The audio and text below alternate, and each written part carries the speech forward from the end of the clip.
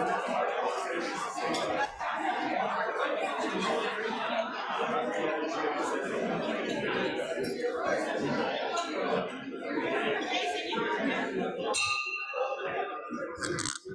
afternoon and welcome to the Rotary Club of Fort Worth. Today is Friday, August 18th, 2023, and I'm so glad that each and every one of you are here. Thank you for joining us today. First up, Secretary Maddie Compton, retired federal prosecutor, for our invocation, followed by Harriet Harrell, principal of the Harrell Group, with the national anthem. Please stand with us.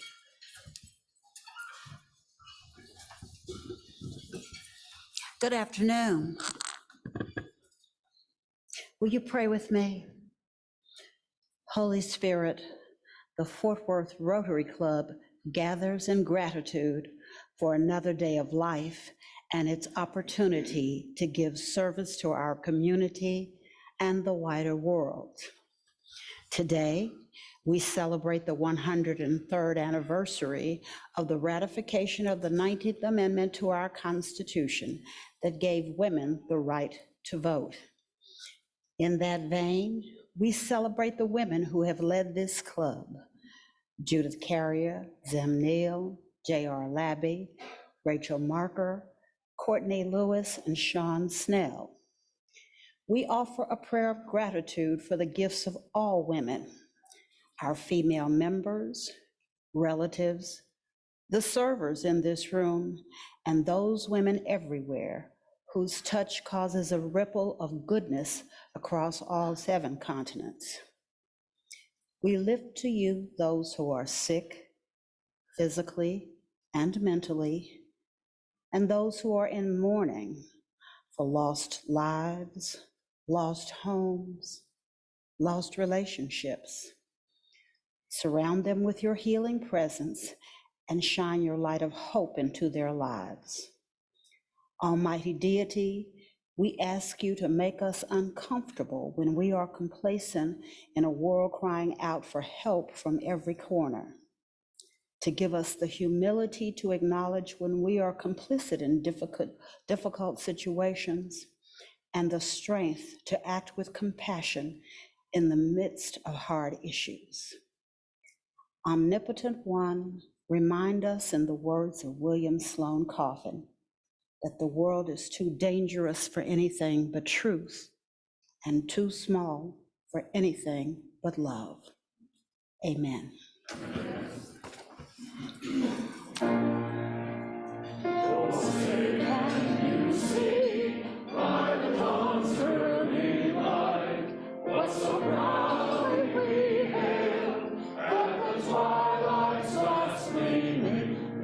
Stripes and bright stars through the perilous night, o'er the ramparts we watched, bursts of gallantry streaming, and the rockets' red glare, the bombs bursting in air, gave proof through the night that our flag was still there.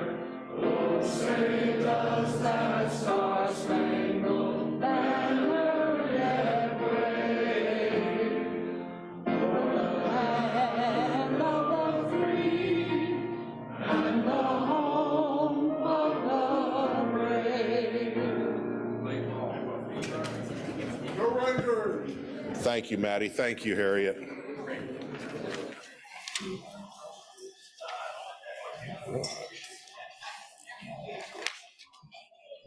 Next up, Richard Knight. Come on up here for a guest welcome.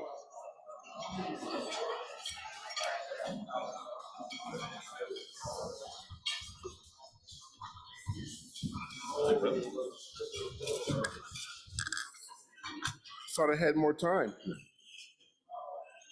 For the sake of time, a couple of things. I'd like to introduce, first of all, visiting Rotarian, Miss Rhonda Attaway from Kennedale, Texas. If you would please stand and be recognized.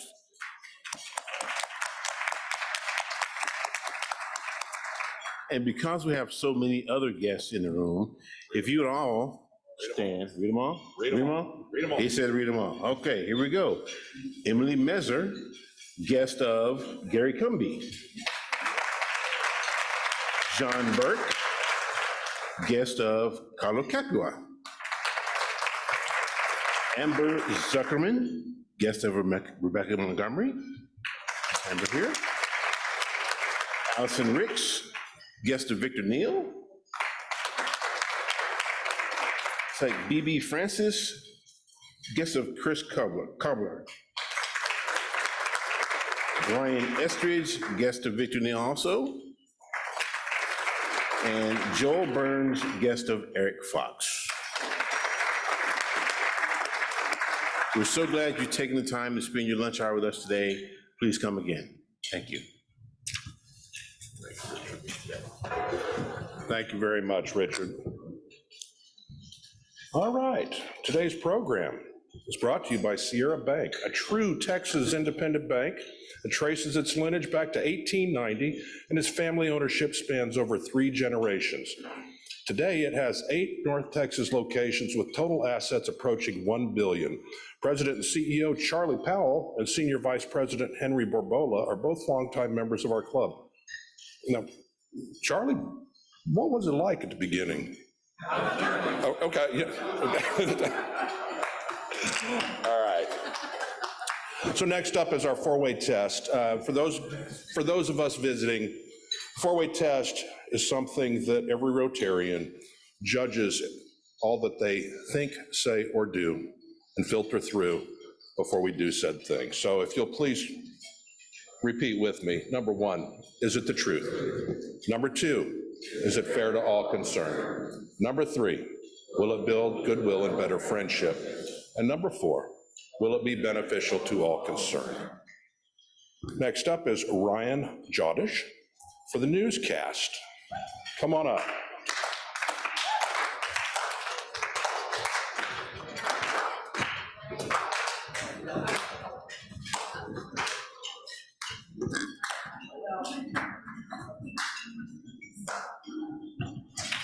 Thank you. Ooh, hot mic.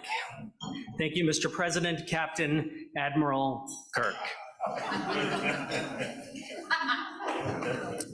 Casual Friday at the precinct? Yeah, okay, good. Here's your newscast for Friday, August 18th, 2023. Former President Donald Trump and 18 of his associates have been indicted by a grand jury in Georgia this week, and face counts of sedition. This brings his indictments to 4, with cases in Florida, DC, New York State, and the aforementioned Georgia. When asked about the indictments, Trump said, and I quote, "I will tell you this and say it very strongly, and I said it very strongly years ago. I said, if I am going to get something like indicted, I'm going to get the most indictments ever." The most any president has ever had, and we need it now more than ever. Many people were saying it couldn't be done, and I said, look, it can be done, and we really pulled it together. Many people said we're now the strongest on indictments, and I said it. Remember, they don't want you to remember, but if we're going to do indictments, we're gonna have 1 million indictments. 1 million. 1 million indictments. You watch it. I said it. On 4 right now, frankly, that's piddly, could be as high as 1 million. Many people are saying it can't be done, but will, and he went on for another 10 minutes. Broadening the scope to Republicans in Republican news, the first Republican debate will be on August 23rd in Milwaukee, Wisconsin. It looks like so far the GOP hopefuls have qualified to be on stage. These include Trump, DeSantis, Christie, and Pence. In related news, Wisconsin has strategically shortened its tourist slogan for only that week, from Escape to Wisconsin to simply Escape Wisconsin. Pivoting left, President Joe Biden outraged people on Sunday when asked about the rising death toll in Maui due to the wildfires. He said, no comment. Later, Press Secretary Karine Jean-Pierre clarified that President Biden meant to invoke the Frankenstein Protocol. about Maui. When pressed on what she meant, she simply responded, "Fire bad." Hey, they're not all good. Hunter Biden has shuffled his legal team after his plea deal collapsed a couple of weeks ago. Now, I am not going to crack jokes about Hunter Biden. Come hook or crook, I'm just not going to do it, okay? Like an unplayed drum, you're going to hear a deadbeat from me on all of his troubles. Even though I'm a news junkie, I'm just not going to do it. I will not heap scorn upon him because I'm not that type of newscaster, okay? All right, good. Turning now to local news. New York Mayor Eric Adams is fed up with migrants being bused into his city by our own Texas Governor Greg Abbott. What people don't know is Mayor Adams was supposed to fly in for a meeting with Abbott this past week and work on an end to the busing. Mayor Adams canceled the meeting at the last minute. When asked for a response from this reporter, Governor Abbott simply said, "I got stood up." And finally,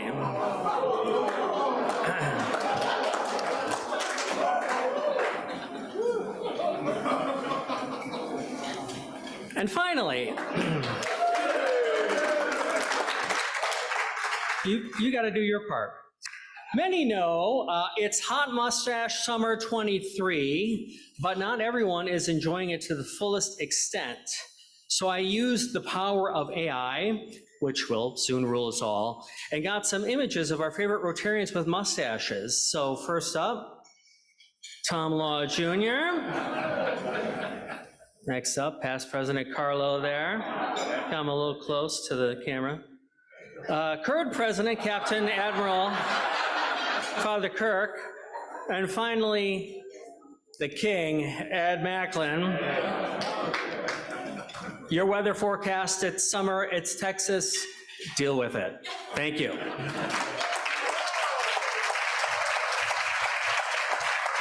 Good job, Brian. Thank you. And thank you for balancing that. Maddie Compton, will you please come to the stage for our first readings?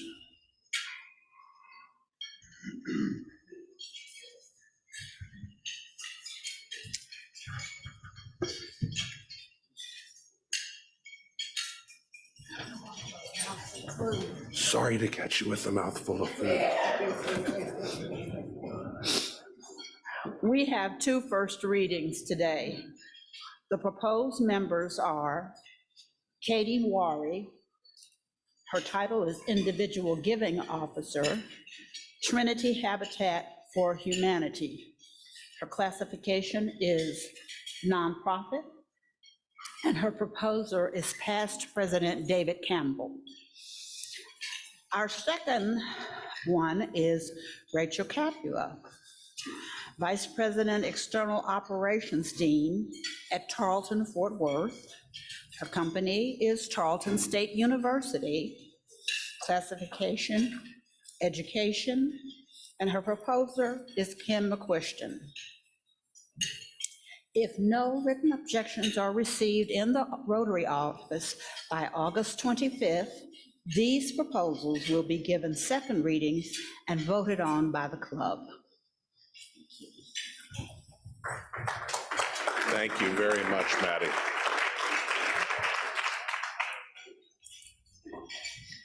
All right. Charlie, ready? Next up is Charlie Powell, our chairman of the day, to introduce our speaker.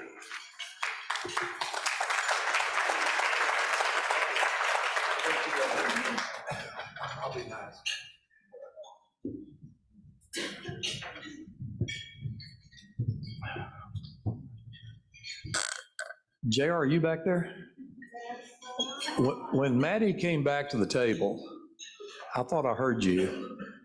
I think during that magnificent prayer she gave, she mentioned this is the 103rd anniversary of the women's right to vote. That deserves applause.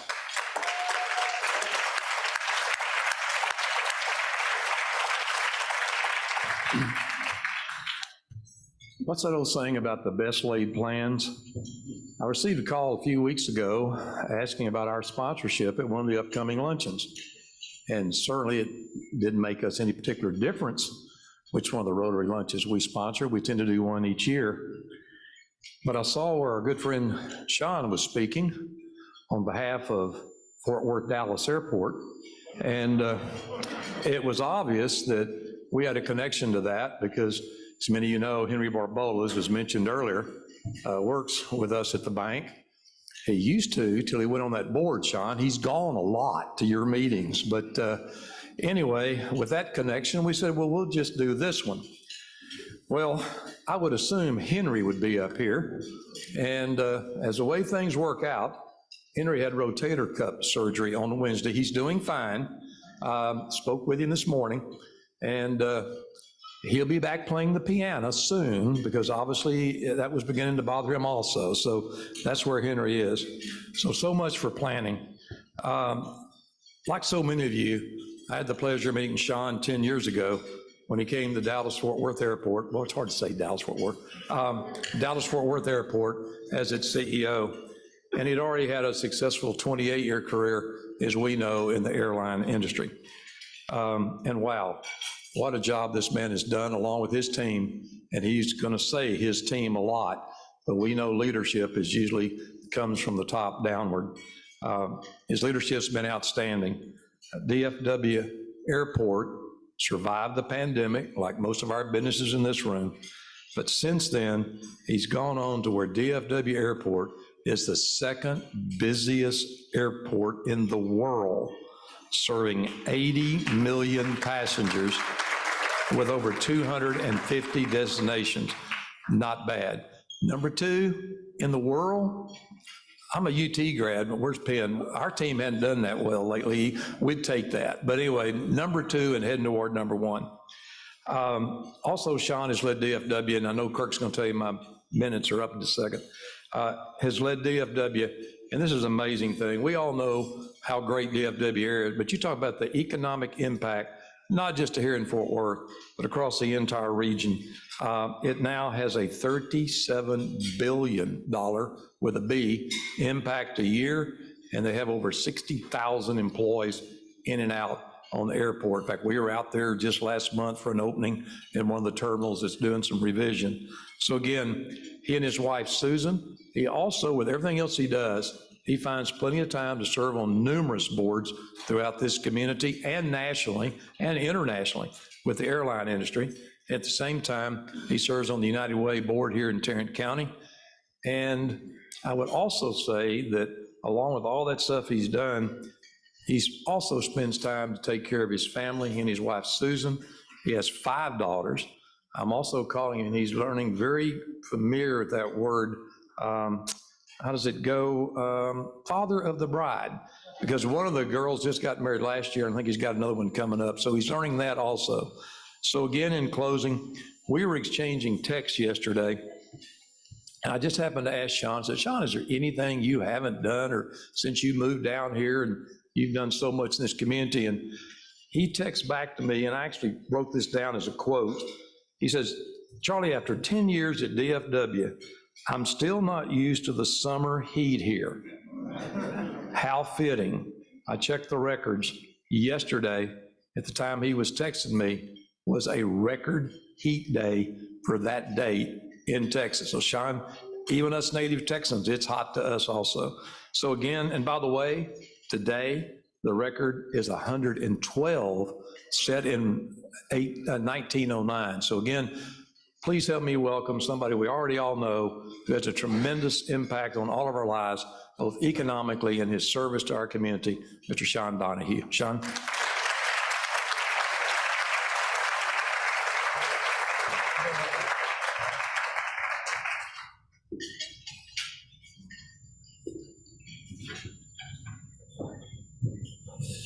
Well, good afternoon. As I've said to several people this morning and this afternoon, it's always great to be in Fort Worth.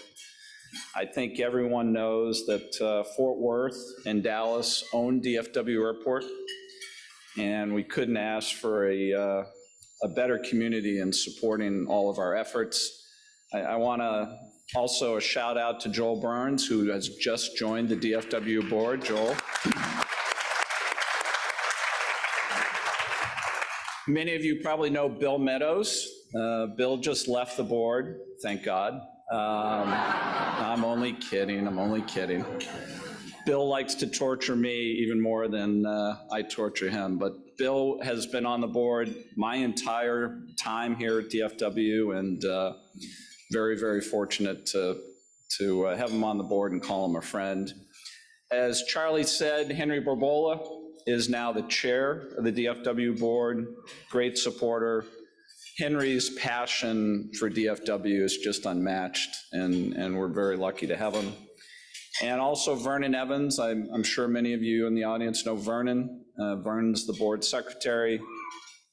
The only issue I have with Vernon is he used to be the CFO of DFW, so there's nothing we can get past him.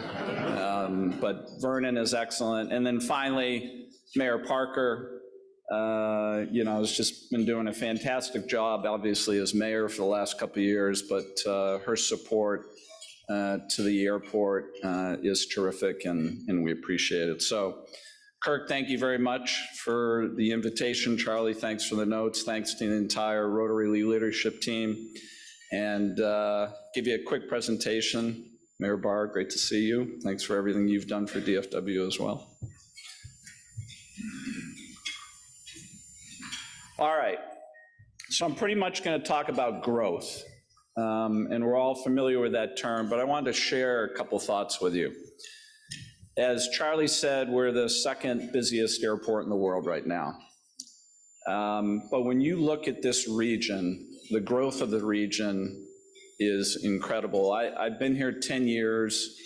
Every year I hear from the Fort Worth Chamber, the Dallas Chamber, the various chambers in the area, their forecasts for growth. And every year I say to myself, this region can't continue to grow as fast as it is. And every year I've been wrong. And when you look at the data, by the end of this decade, the DFW metro region will be bigger than the Chicagoland region. So we'll wind up being the third largest metropolitan area in the country. But I read something in the last month that was astonishing. Now, I will preface this with data that looks out towards the end of this century can be viewed as a bit skeptical, but the data said by the end of this century, the Dallas-Fort Worth region, Austin, and Houston will be the three largest metropolitan areas in the United States. So when you think of that, and that is based upon projections of growth, it does show that the growth will absolutely continue, and I want to share with everyone what we're doing to be prepared for that growth. So a quick overview. I'm not going to go through all of this because I'll cover many of these items in my remarks, but I call your attention to the bottom right.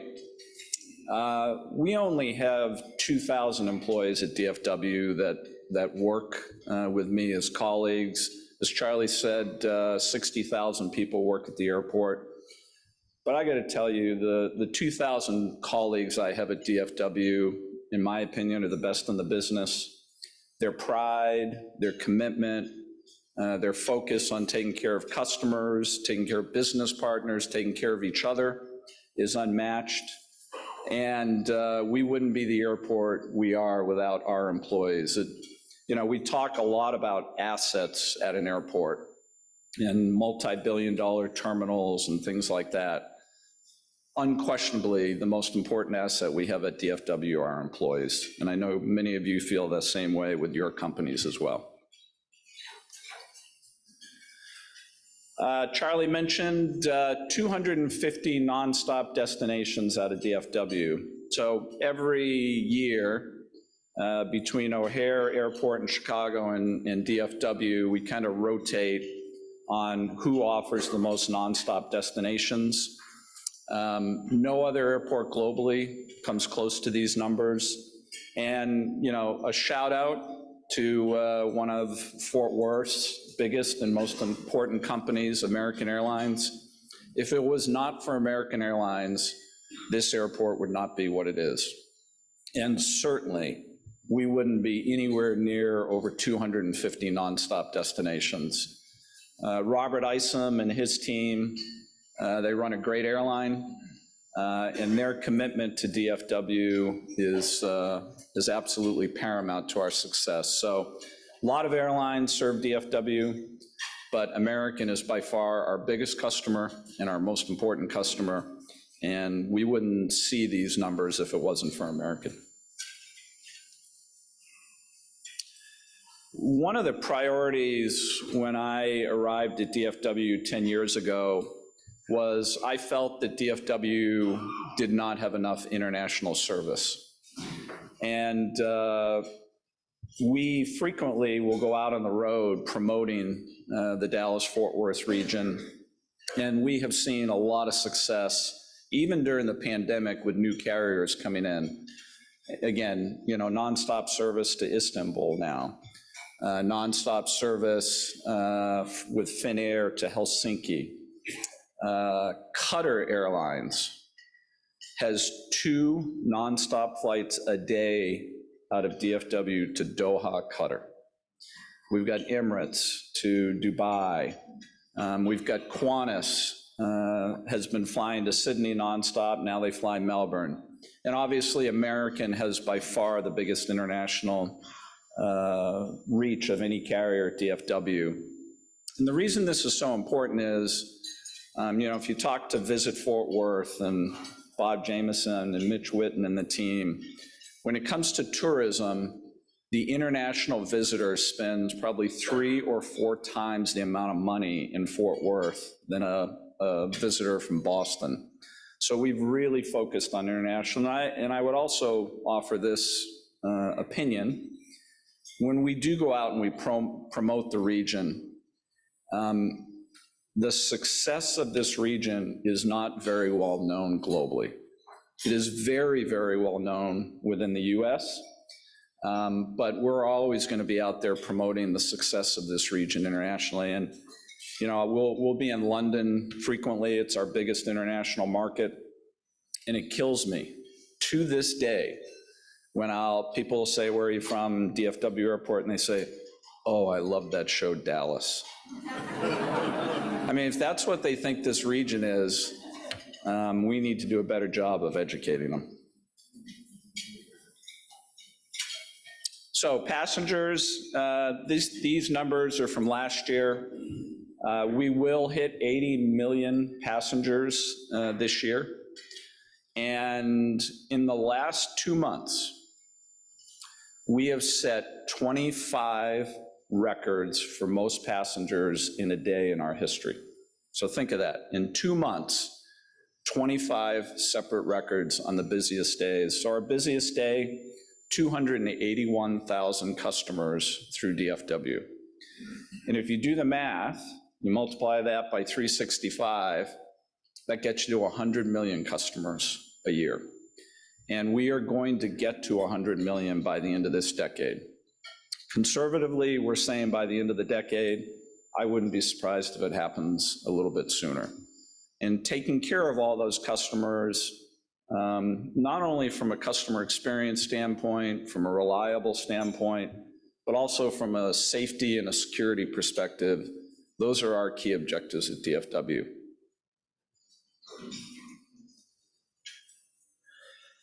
Charlie also mentioned the economic impact. This number of 37 billion is 6 or 7 years old. And we are going to announce the new number. We're holding a State of the Airline briefing in October.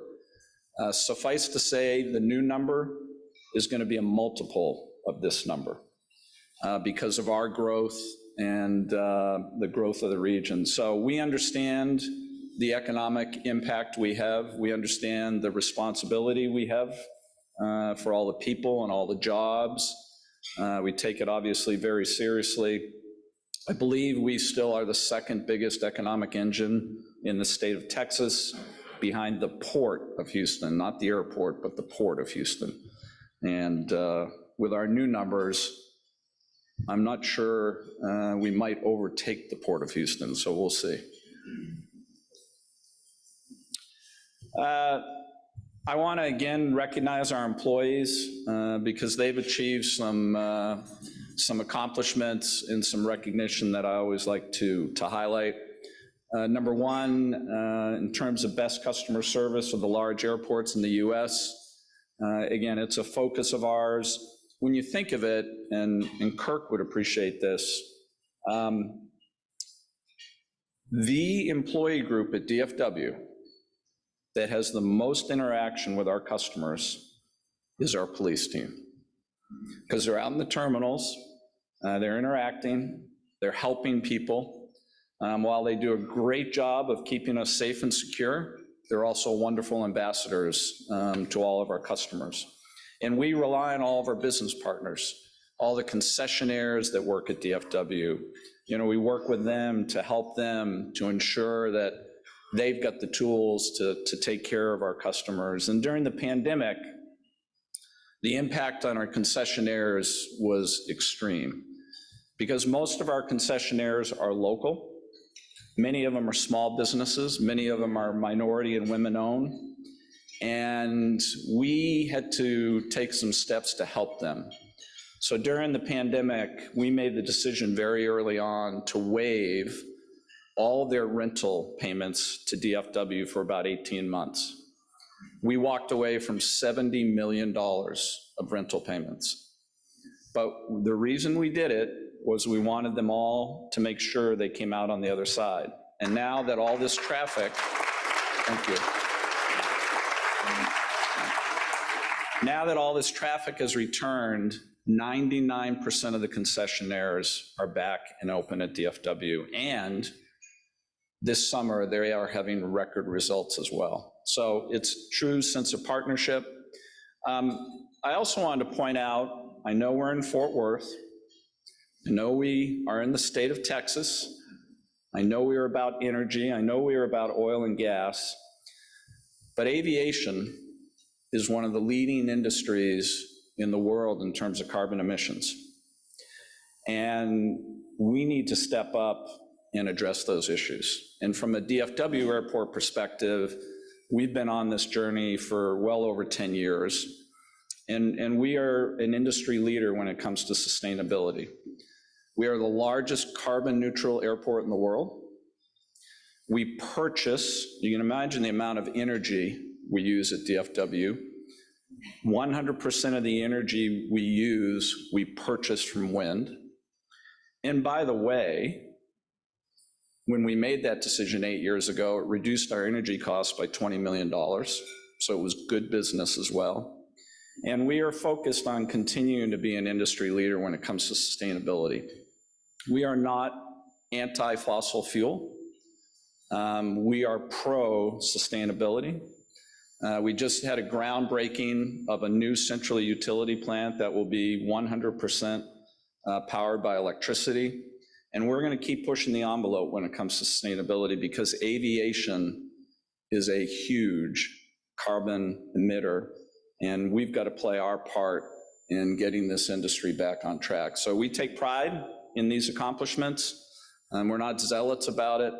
We look at it through a prism of good business, as also a stewardship perspective from the environment and from a sustainability perspective.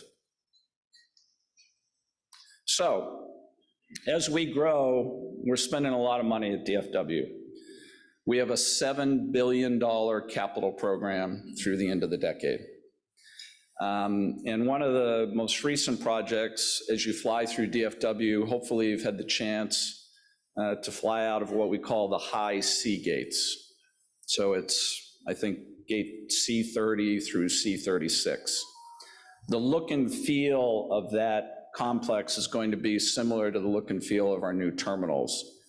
But what's interesting and what was our greatest learning about that project is we built that facility on a remote part of the airport. So it's a modular facility, prefabricated, and then we moved it across the airfield and installed it at the terminal. That is how we are going to do every major project at DFW from now on. It saved us 30% in cost, and it saved us 35% in time. And I just want to play a short video. I don't know if the music's going to play. It's a little dramatic, I'd be the first to admit, but it gives you a sense of what we're doing. Do I press? Okay.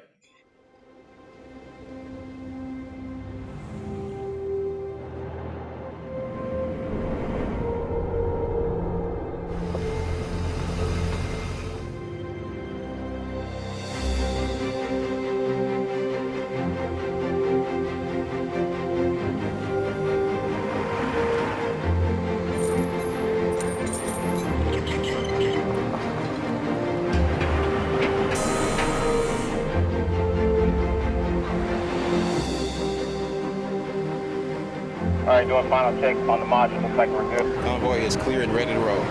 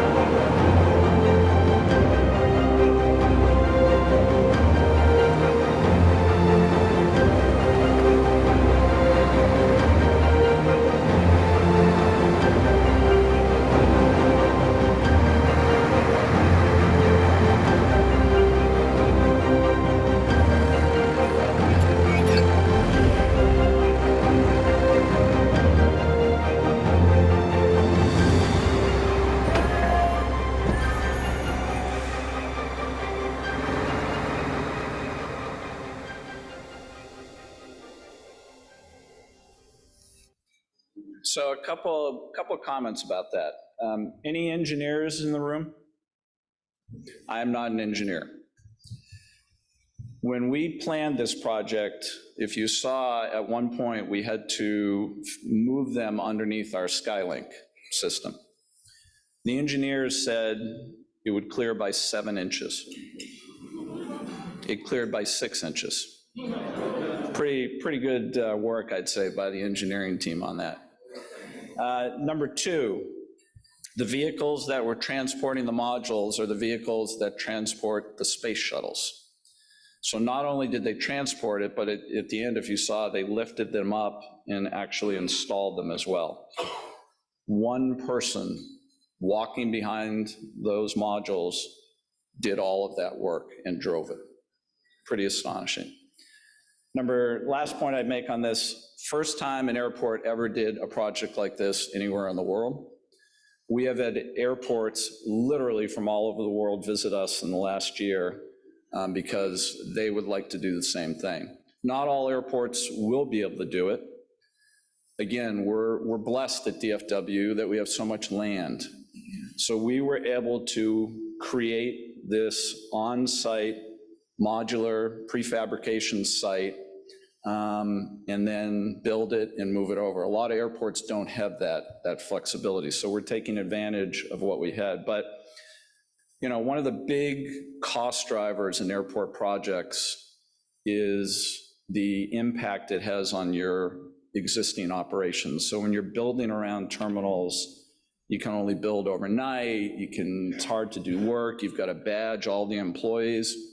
So all the workers on this project, they were on a non-secure part of the airport. We didn't have to badge them. They could work 20 hours a day and 2 10-hour shifts.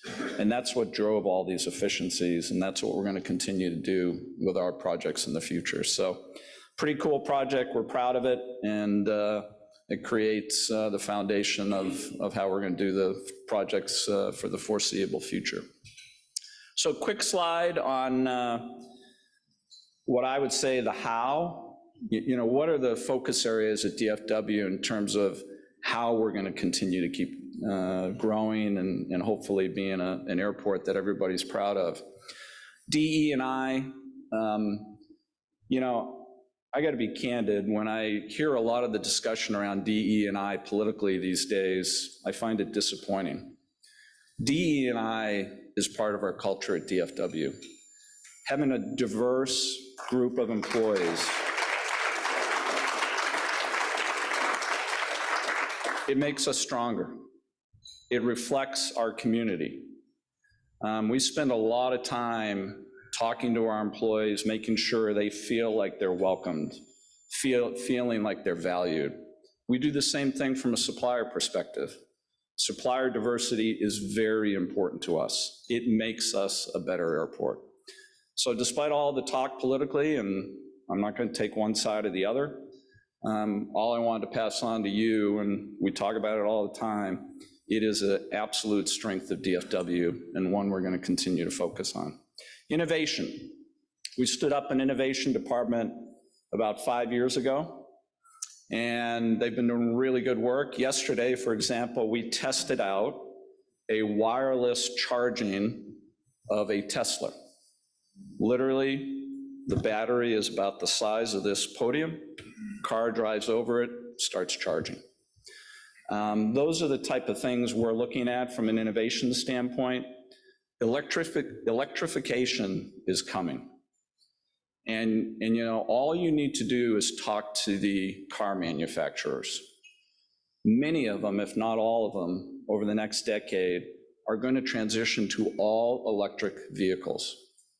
And what they don't say is one of the primary reasons they're doing it is the ongoing O&M costs and the cost of building the cars is dramatically lower than the cars they build today. So the business reason for EVs is absolutely there, and that's the direction where the manufacturers are going. The electrification of the airport, we have to be prepared for that. We have a great partnership with Encore. They are really, really good partners.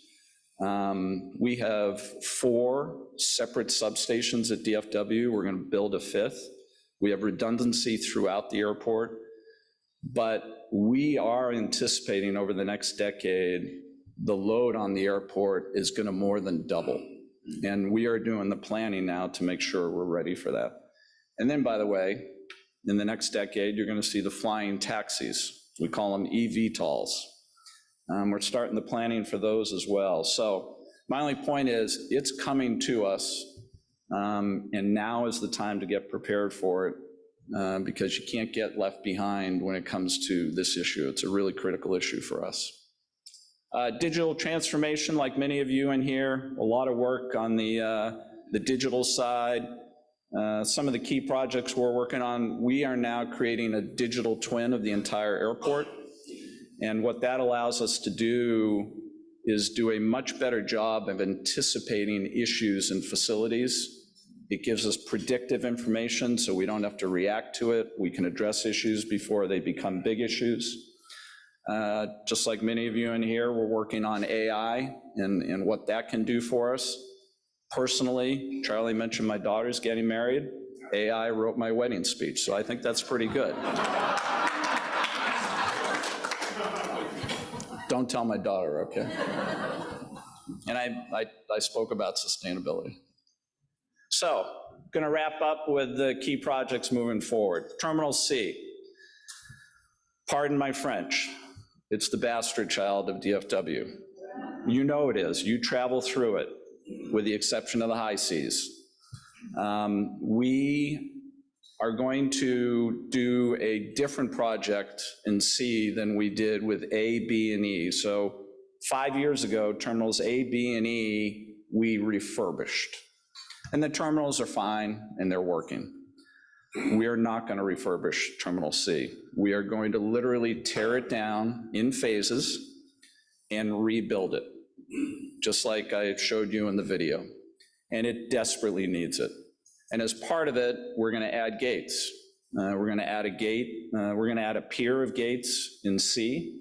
We're also going to do the same thing and add a pier of gates in A.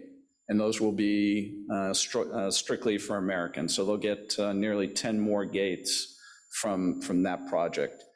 This is going to be a very complicated, very disruptive project. We're going to have to do it in 3 or 4 different phases. It is going to create disruption, and we're working really, really hard on limiting that disruption. But the terminal desperately needs to be torn down and rebuilt. And it's approximately a $2.5 billion project. You'll start to see the work begin next year. And because we're doing it in phases, it won't be completed until into 2027, into 2028. And then finally, we also announced our 6th terminal at DFW, Terminal F. The important part on Terminal F is this is the first phase of Terminal F. It's going to be 15 gates, and the majority of these gates are going to be for other airlines. While lawyers always tell me not to use this word dominates, but American dominates DFW, and they're going to continue to dominate DFW. The other airlines see opportunities to grow. They're not going to try to grow to the size of American. That would be economic suicide, but they want to grow on the margin. And if they want to grow, we need to provide those gates. So the first phase of Terminal F will give us that opportunity. Again, because this is a greenfield project, we are targeting opening that by the end of 2026.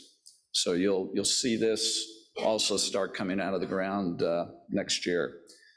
We already have plans for the second phase of Terminal F. So we're thinking out now to 2035, 2040. And the second phase of that will allow us to add 25 to 30 more gates. So from an airport perspective, we are always focused on, the 10 to 15 to 20-year growth horizon. We always want to stay ahead of the growth of the region. One of the biggest mistakes any airport could ever make is to become a constraint on the region by not being able to match the growth of the region. So the growth of Fort Worth, Dallas, the region, we're always going to do our best to stay in front of that. So that's the quick update. And I don't know if there's time for Q&A, but if there's any questions or rumors or anything you'd like to talk about. Yes, sir. What's the projected annual capacity for the airport with all 6 terminals fully built out, both phases of that? And also, is there a plan to add runways? Is that Sure. So the question is projected passenger volumes, even when we look out into the 2030s, and then any plans for an 8th runway. Again, we forecast 100 million by the end of the decade. These projects will easily allow us to handle those volumes. If you add 25 to 30 more gates, that could easily get us to probably 125 to 150 million. And in terms of runways, I don't want to sound like a broken record, but again, we're really fortunate. When you think back to our 50th anniversaries next year, so think back 54 years ago when the leaders at that time of Fort Worth and Dallas came together. They gave us 17,000 acres 53 years ago. There were no hubs 53 years ago in the aviation business. No one knew where airlines and passenger growth would go. So that vision to give us that land was remarkable. And the fact that we have 7 runways, we probably don't need to build an 8th runway for another 10 to 15 years.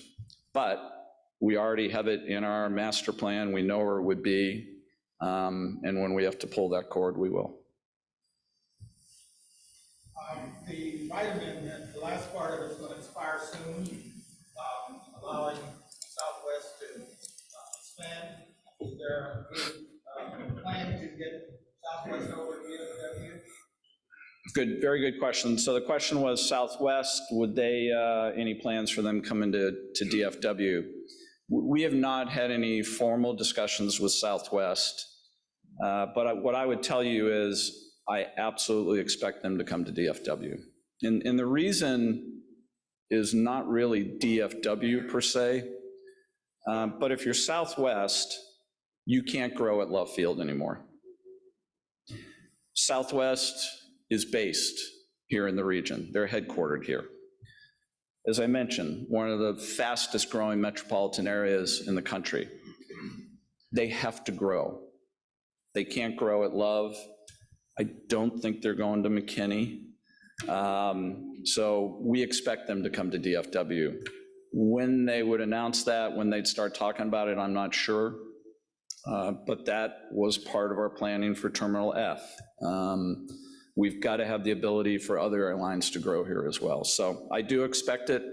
2025 is when their last handcuff comes off.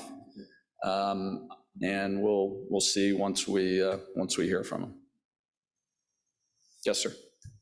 Talk about the problems we're seeing at the airport in general, not only here, but at ATL as well.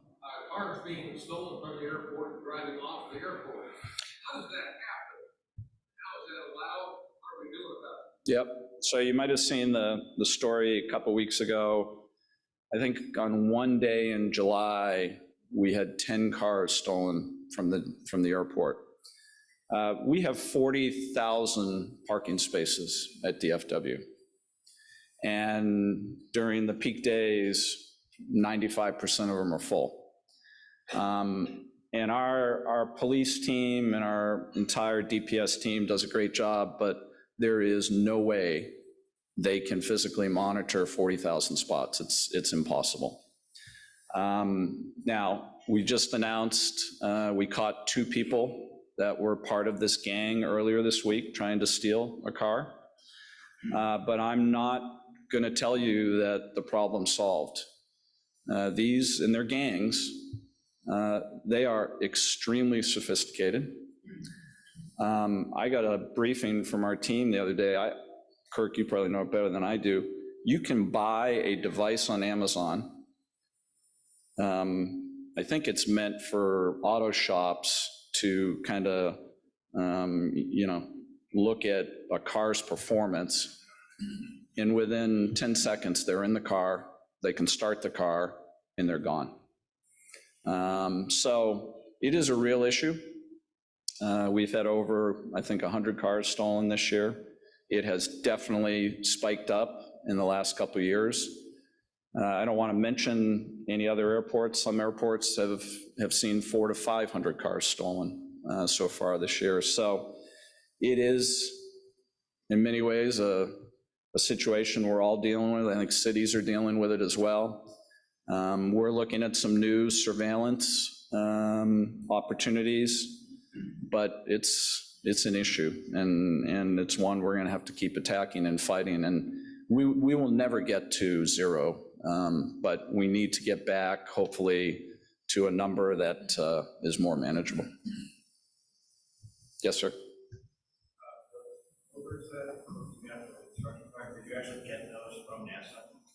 No, a company actually owns and operates them, and they'll go to whoever pays them a lot of money to use them.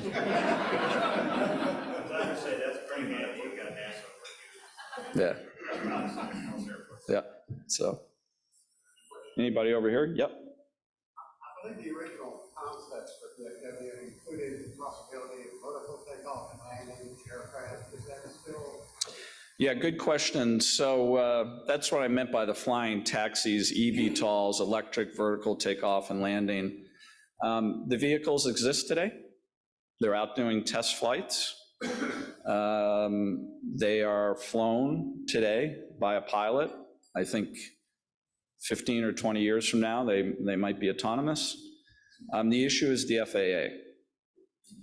How you filter these flying vehicles, these flying taxis, into an operation where we have 2,000 airplanes landing and taking off every day, that's going to be the kind of the long pole in the tent. Right now, the FAA is saying 2028 would be the first time they approve a location, but I think there'll be some test flights between now and then. So, am I getting the cutoff? Okay. Yes, sir. So you're approaching uncharted territory for the size and volume of the airport. At what point are you forecasting when we need DFW Airport West? Yeah, it's a fair question. What I would just caution, and I was joking about McKinney. You know, McKinney had a bond offering this spring asking their citizens to put $400 million into adding, I think, 4 gates at the airport. Didn't pass. You cannot build an airport unless you have an airline that will be your major anchor. And, you know, the example I give is San Antonio. San Antonio, you know, there's a lot of talk, you know, how can San Antonio grow their airport? Because I believe the population of San Antonio's might be bigger than the population of Dallas-Fort Worth, or it's close. But who's going to be the airline that will kind of sign up and say, yeah, we're going to put a lot of flights in here? So take American. American, just from a pure efficiency standpoint, I believe, would rather add 50% more flights out of DFW, where they've got this infrastructure and they know how to operate, than build and pay, because the airlines pay all of our operating costs. You know, we get no tax money. The owner cities don't have to put any money into DFW. The airlines pay 100% of our costs. So that would be, I think, the key question is, could you find an airline that would come in and say, yep, let's build an airport on the, you know, somewhere on the Fort Worth side, and we'll put in several hundred flights a day. That's the challenge. Yes, sir. Last question. A few years ago, I had the opportunity to have some use of space on airport property with John Terrell. Yep. And it was striking to me how much commercial property is on airport land. Yep. Has nothing to do with airport operations. Can you give us an insight as to what you're planning or what's in the works as far as additional commercial property development? Sure. Yep. Very good question. Commercial development on airport. Anyone here from the city of Fort Worth? All right. I'll be really clear here. When we look at commercial development, we go to Fort Worth and we go to Dallas and we say, this is kind of who we're focused on. Are you okay with that? Because the last thing I want to do is take commercial opportunities away from Fort Worth or Dallas. That's a really convenient way of ending my tenure at DFW. So with that being said, logistics and warehouses. I mean, it just makes sense. You know, from a cargo perspective, we're almost up to 1 million tons of cargo at DFW every year. Has a huge economic impact. And if you want to move cargo, if you want to move goods, DFW is a great airport to do it. So Amazon, they have 6 million square feet of warehouse space on DFW Airport. But it makes sense for them because they can just move it in and out. Obviously, our central location in the Metroplex is also good. So we look at commercial development as a business enterprise, but you know, sometimes people say, well, why don't you build a convention center? Nope, not going to do that. You know, why don't you build a bunch of hotels? We have a couple of hotels. I think we're good there. The last thing I want to do is be in competition with our owner cities. We've got to make sure we're making the right decisions there. So, all right, thank you very much.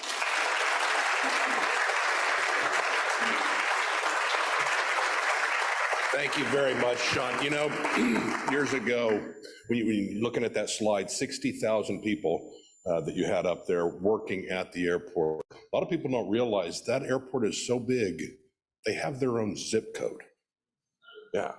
So anyway, thank you very much for a wonderful, informative talk. Rotary, one of our big missions is the fight to eradicate polio worldwide. And we are this close to finishing it. In honor of you being our speaker today, our club is making a donation to the Rotary Polio Plus Fund. Here's a memento of that. That's great. Thank you very much.